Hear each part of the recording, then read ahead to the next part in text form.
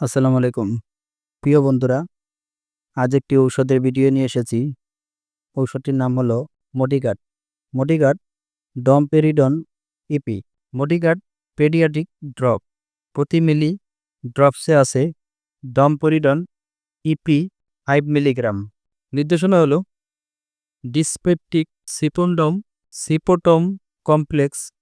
পাকস্থলী হতে খাদ্যর বিলম্বিত অপসারণ, গ্যাস্ট্রো ইসোফেজিয়াল রিফ্লাক্স এবং ইসোফেজাইটিসের ফলে সৃষ্ট পেটের উপরের ভাগে ফাঁপা বোধ করা, পেট ভার বোধ করা এবং পেটের উপরের অংশে ব্যথা অনুভব করা, বমি বমি ভাব এবং বমি, পাকস্থলী হতে খাদ্য উপরে উঠে আসা সহ বুক জ্বালা অথবা শুধু বুক জ্বালা, আলসারবিহীন অর্জিন রোগ, তীব্র বমি বমি ভাব এবং বমি, ফাংশনাল জৈবিক খাদ্য অভ্যাস অথবা রেডিওথেরাপি বা ঔষধ সেবন, মাইগ্রেন হতে উদ্ধৃত তীব্র বমি বমি ভাব এবং বমির প্রতিরোধ ও লক্ষণাদির উপশমে, পার্কিন্স রোগে ডোপামিন অ্যাগনিস্ট ব্যবহারে সৃষ্ট বমি ভাব এবং বমির প্রতিরোধে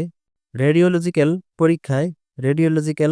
ফলোথ্রু পরীক্ষায় বেরিয়ামের সঞ্চালন ত্বরান্বিত করতে মডিগার্ড ড্রপস 10 কিমিগ্রাম শরীরের ওজন অনুসারে প্রতি 6 থেকে 8 ঘন্টা অন্তর সেবন করিতে হবে।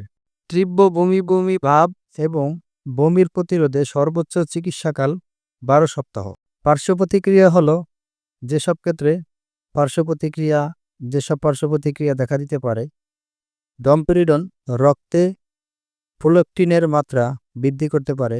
ডমপেরিডন সেবনের ফলে মুখের শুষ্কতা, পিপাসা, মাথা ব্যথা, নার্ভাস ভাব, ঝিমুনি, পাতলা পায়খানা, ত্বকের লালচে ভাব ও চুলকানি হতে পারে।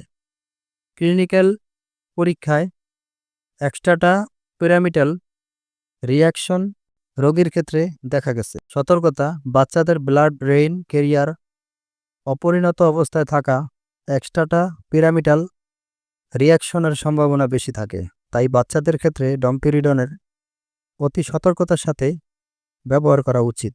ডমপেরিডনের বিপাক মূলত যকৃতে ঘটে, তাই যকৃতের সমস্যায় ডমপেরিডনের ব্যবহার সতর্কতার সাথে করা উচিত।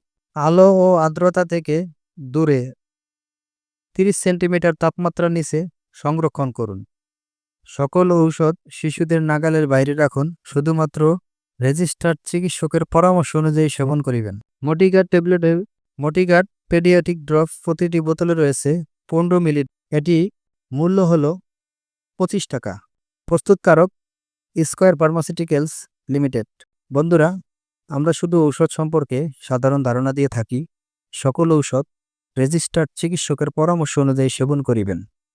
বন্ধুরা, আমার ভিডিওটি যদি আপনাদের ভালো লেগে থাকে বা আমার ভিডিওটি দেখে যদি একটু উপকৃত হয়ে থাকেন, তাহলে আমার চ্যানেলটিকে লাইক, কমেন্ট, শেয়ার করে পাশে থাকব। প্রতিদিন আরও নিত্য নতুন ভিডিও পেতে চ্যানেলটিকে সাবস্ক্রাইব করে রাখুন। আর এরই মধ্যে যারা সাবস্ক্রাইব করেছেন তাদেরকে অসংখ্য ধন্যবাদ। ভালো থাকুন, সুস্থ থাকুন।